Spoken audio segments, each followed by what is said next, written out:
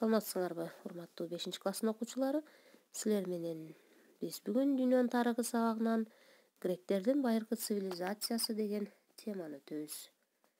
Бул тема силердин окуу китебиңерде параграф 16, 164-бейт. Теманын максаты силер Грециянын кайсы жерде жайгашканын билесиңер, ошондой эле Грециянын жаратылышы, гректердин байыркы шаар мамлекеттери, ал жерде орногон байыркы цивилизация жөнүндө биле аласыңар. Анда эмесе эң алгач Греция кайсы жерде орун алган, ошол жөнүндө маалымат алсак. Греция бул Европанын Балкан жарым аралынын түштүк бөлүгүнөн орун алган. Силер көрүп тургандай, Г деген белги менен белгиленип турат. Ал жер ортолук деңизде. Эми Грециянын жаратылышы менен таанышсак, Грециянын жаратылышы климаты ысык, кургак, жаан абдан сейрек жаайт. Кышында суук болот, бирок кар жок. Өрөөндөр жана шалбаалар көп. Ошондой болгону менен бул жер Греция дыйканчылыкка ыңгайлуу. Ал жерде ар кандай дыйканчылык жүргүзүшкөн, малчылык менен кесиптенишкен. Ошондой эле Грецияда кол өнөрчүлүк жакшы өнүккөн. Ошондуктан Грецияда эң алгач шаар мамлекеттер түзүлгөн. Ошондой эле цивилизация пайда болгон. Байыркы Грециянын шаар мамлекеттери менен тааныша кетсек, эң алгачкы шаар мамлекет бул Кнос жана Микен.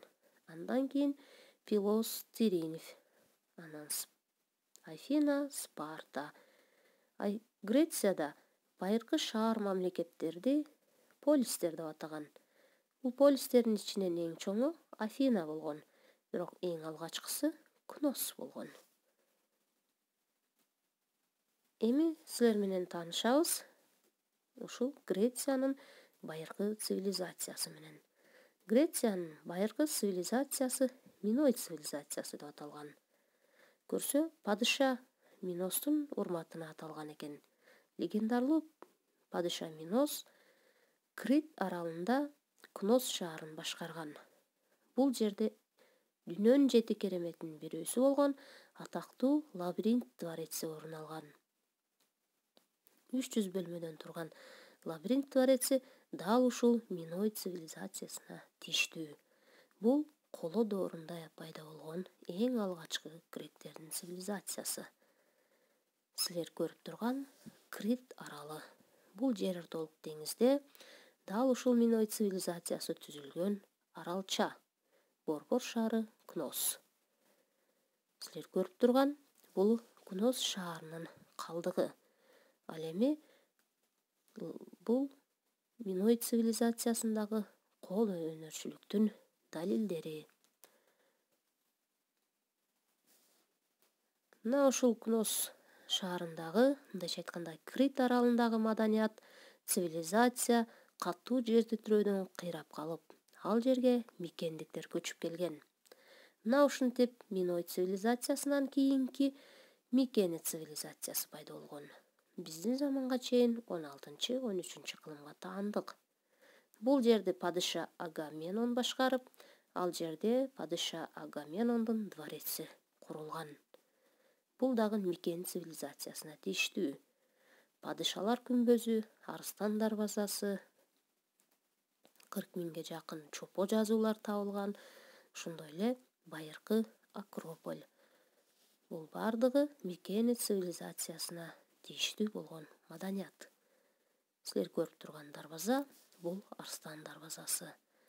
Андан кийин бул бийик дөбөдө курулган Акрополь. Миңдеген колонналар менен түзүлгөн бул жогорку шаар деп аталган гректердин сыйынуучу жана коргонуучу чеп катары колдонгон имарат бул Акрополь деп аталган. Мына ушул Акрополь Микени цивилизациясына тийиштүү. Андан кийин анын айланасына акырындап элдер көчүп келип, бул жерде шаар мамлекет пайда боло баштайт. Бул шаар мамлекет Афина деп аталат. Афина биздин заманга чейин 9-8 кылымда түзүлгөн эң чоң полис. Афина бул Грециянын, ортоңку Грецияда жайгашкан Аттика аймагынан орун алган. Афинанын жогорку бийлиги элдик чогулуш деп аталган. Афинаны башкарган падыша Перикл. Периклдин учурунда Афина аябагандай гүлдөп өнүккөн. Афина өзүңөр көрүп тургандай, жогорку шаар деп аталган Акрополдун айланасында түзүлгөн. Бул жерде Солон аттуу коомдук ишмер, мыйзам түзүүчү, кулдардын кулчулукту жоюуну, ошондой эле карызы үчүн кулга айланган дыйкандардын укугун коргоп, демократияны, мындайча айтканда, элдик бийликти орноткон. Мына ушул Солондун реформасынын негизинде биздин заманга чейин 594-93 тарыхта биринчи жолу демократия, мындайча айтканда, элдик бийлик. Демос деген сөз бул эл деген. Мына ушул демократия дал ушул Солондун реформасынын негизинде түзүлгөн экен. Ушул демократия негизинде бардык мамлекетке тийиштүү болгон маселелер элдик чогулушта чечилиптир. Бул алардын жогорку бийлиги болуп калыптыр. Силер көрүп турган инсан бул ушул Грециядагы кулчулукту жойгон жана элдик бийликти орноткон реформатор Солондун сүрөтү экен. Ал эми силер көрүп турган Перикл дейт. Бул биздин заманга чейин 443-429 жылдары Афина шаар мамлекетинин башында турган падыша болгон. Бул падыша демократияны колдоп, демократияны өнүктүргөн. Дагы бир шаар мамлекет бул Спарта. Спарта шаар мамлекетине мүнөздөмө берсек, Спарта шаар мамлекетинин элинин көпчүлүк бөлүгүн кулдар түзгөн. Башкаруу системасы дагы башаламан болгон. Себеби 2 династиядан чыккан падыша башкарып, система башаламан жүргөн.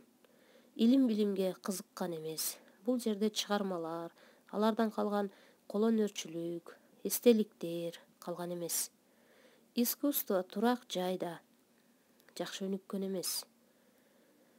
Бирок булар аскер деңиз күчү жагынан мыкты болгон. Мыкты деңиз сүзүүчүлөрү, мыкты кеме куруучулар. Ошондой эле буларда аскердик өнөр жакшы өнүккөн. Себеби Спарта мамлекетинде эркек адамдар дайыма 7 жаштан чыккандан караганга чейин жоокер болгон.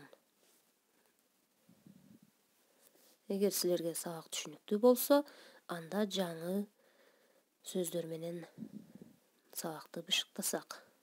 Силер сабакта таанышкандай эле, бул сабакта жаңы сөздөр полис, демократия, Акрополь деген жаңы сөздөр менен тааныштык. Ал эми бышыктоо иретинде полис деген бул Грециядагы байыркы шаар мамлекеттердин аталышы. Ал эми демократия бул Солондун реформасынын негизинде түзүлгөн элдик бийлик экен.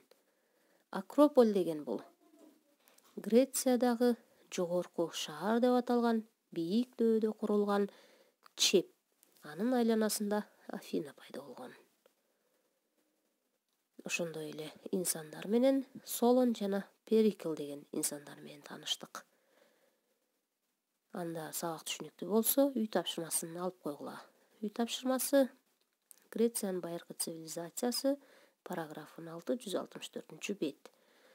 Бул темадан силер хронологиялык иретке келтирүүнү, таблицаны түзөсүңөр. Силер билгендей, биздин заманга чейинки даталар хронологиялык иретте кандай жайгашаарын эсиңерге түшүрүп, дал ушул даталар боюнча хронологиялык ирет таблицасын түзөбүз. Анда саламатта калгыла.